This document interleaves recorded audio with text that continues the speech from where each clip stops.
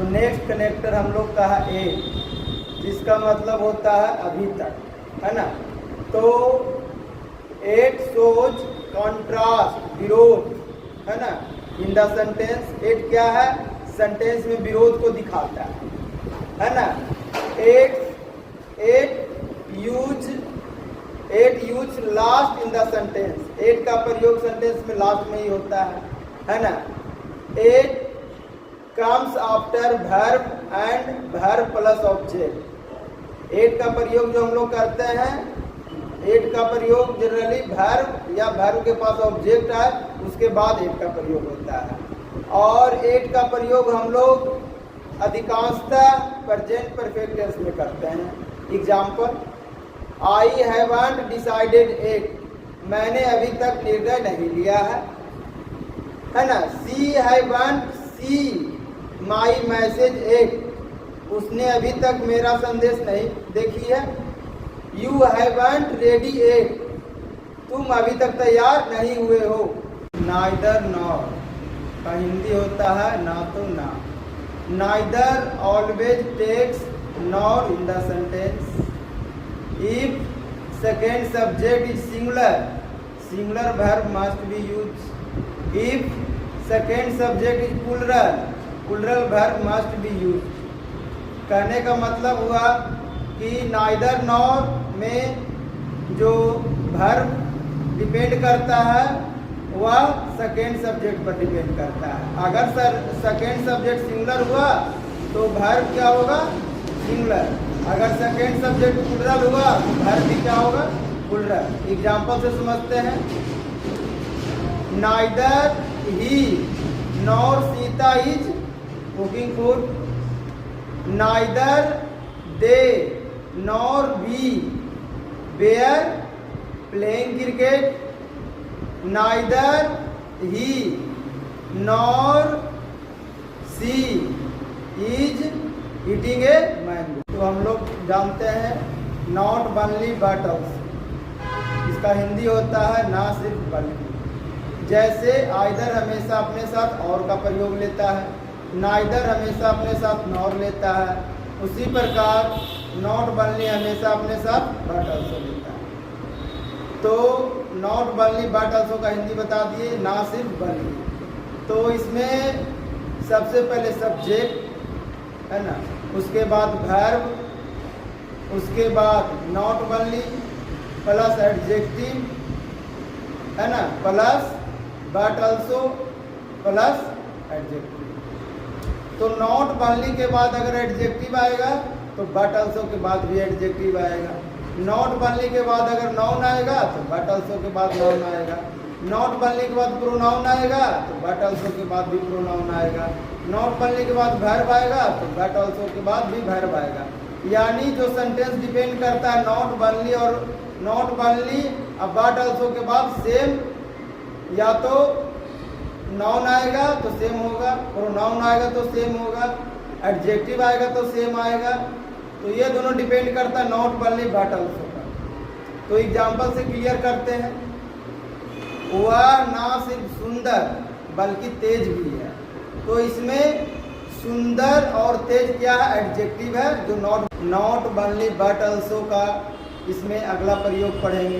पिछले वीडियो में हमने पढ़ा नॉट ओनली के बाद एडजेक्टिव और बट ऑल्सो के बाद एडजेक्टिव। इसमें हम पढ़ेंगे नॉट ओनली के बाद एडवर्ब, बट ऑल्सो के बाद भी एडवर्ब। इसका स्ट्रक्चर देखेंगे। सबसे पहले सब्जेक्ट, फिर वर्ब, फिर not only plus adverb, but also plus adverb. Example देते हैं।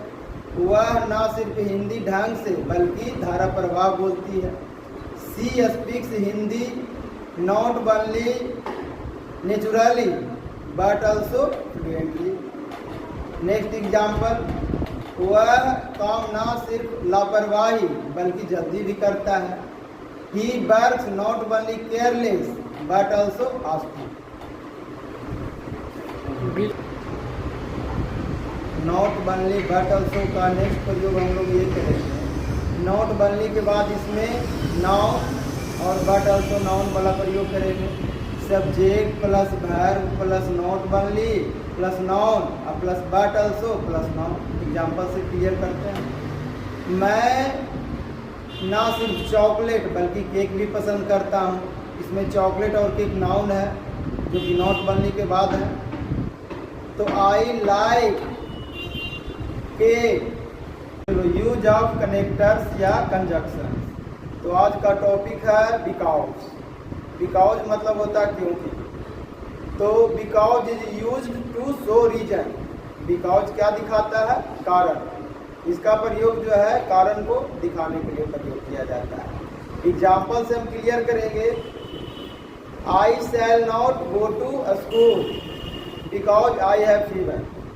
मैं विद्यालय नहीं जाऊंगा क्योंकि मुझे क्या है? बुखार है। विद्यालय नहीं जाने का कारण क्या है? कि उसे बुखार है।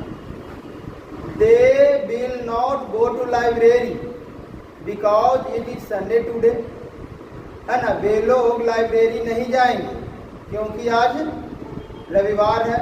तो लाइब्रेरी नहीं जाने का रीजन क्या है? इस रविवार है, उस दिन बंद रहेगा तो लाइब्रेरी नहीं जाएंगे। The baby cry because he was hungry. बच्चा रो रहा था, रोया क्योंकि क्या था? वो भूखा था। बच्चा का रोने का कारण क्या है? क्योंकि बच्चा क्या है? भूखा था। है ना?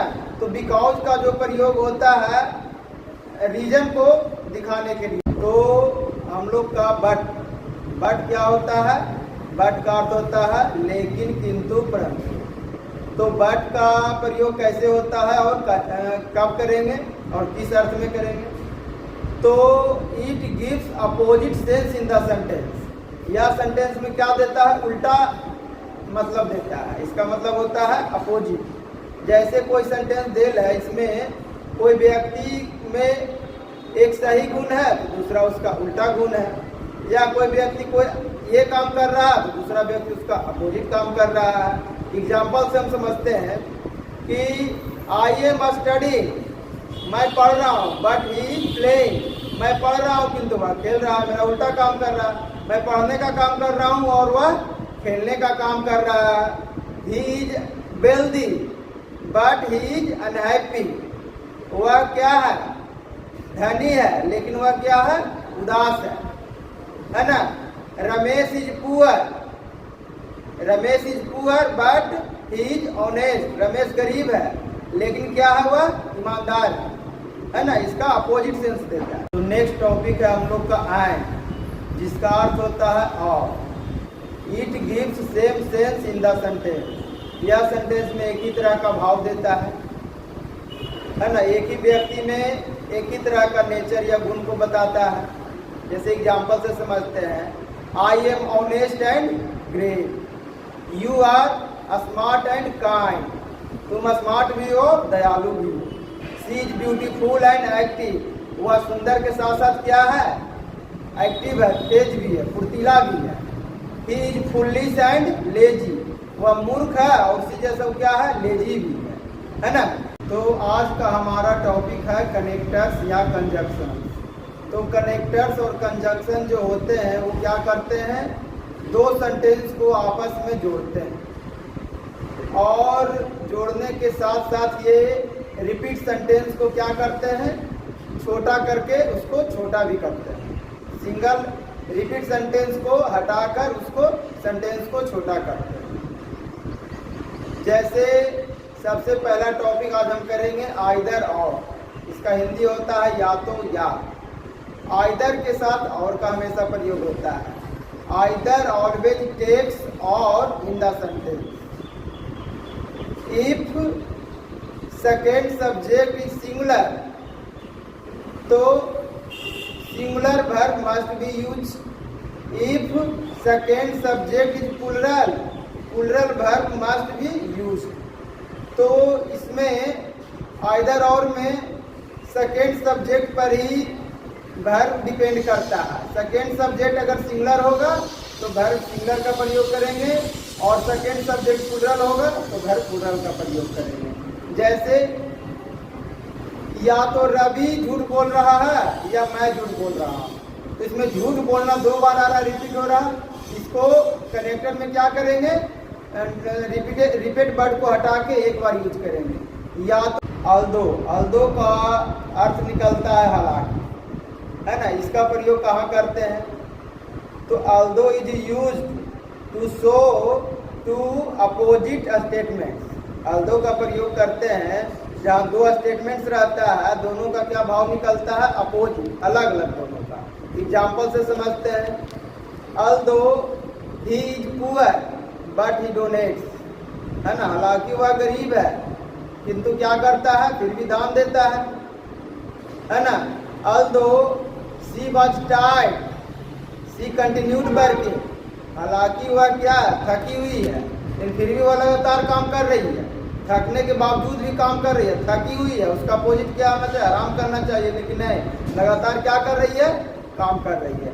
Although they are rich they live a simple life, हालांकि वो क्या है? वे लोग अमीर हैं, इसके बावजूद क्या है? वो सिंपल लाइफ, साधारण जीवन जीते हैं। हमारा नेक्स्ट कनेक्टर्स या कंजक्शंस इफ है, जिसका अर्थ होता है यदि या अगर। तो if is use to show condition in the sentence. ये सेंटेंस में कंडीशन को शो करता है, कंडीशन को दिखाता है।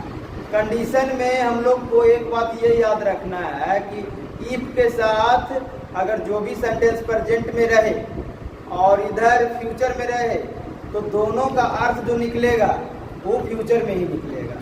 जैसे एग्जाम्पल में हम लिए, if it rains we shall stay home. अगर वर्षा होगी तो हम लोग क्या करेंगे? घर पे रहेंगे। If you study hard you will pass the exam. अगर तुम कठिन मेहनत करोगे तो तुम एग्जाम क्या कर जाओगे? पास कर जाओगे। If I see him I शैल से हाई। अगर मैं उन्हें देखूंगा तो मैं उन्हें क्या कहूंगा? हाई कहूंगा।